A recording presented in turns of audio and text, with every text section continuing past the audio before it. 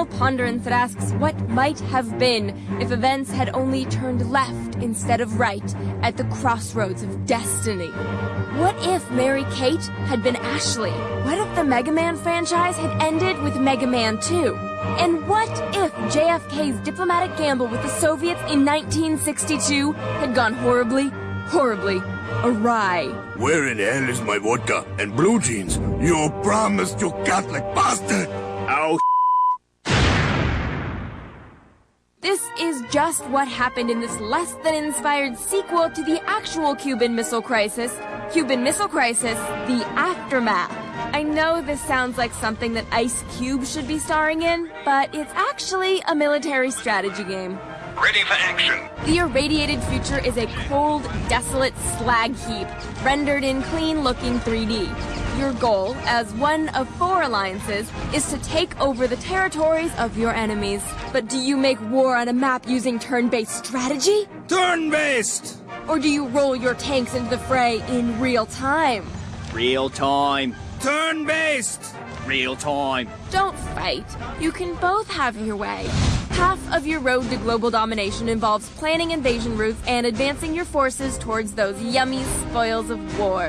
When you hit an enemy battalion, it's time to unleash your warriors for some wild, red-hot RTS lovin'. Lovin'! Lovin'! Lovin'!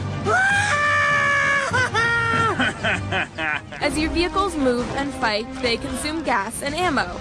Also, the more devastating weapons, like artillery, need to be precisely aimed and constantly babysat to be effective.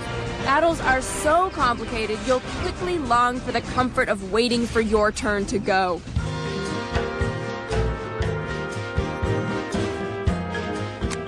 The fog of war is restricted to a tiny field of view for each soldier.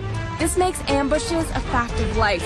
Your enemies will kick in the door, grab Elion, and have him halfway back to Cuba before you even know what's happening. We like that Cuban Missile Crisis, The Aftermath's multi-tiered style of gameplay lets you dabble in both turn-based and real-time kiddie pools. But we'd like it better if the RTS elements didn't require us to be military geniuses to score a victory. Or if it starred Ice Cube. Cuban Missile Crisis, The Aftermath earns 3 nuclear winters out of 5. Ice Cube! Ice Cube! Ice Cube!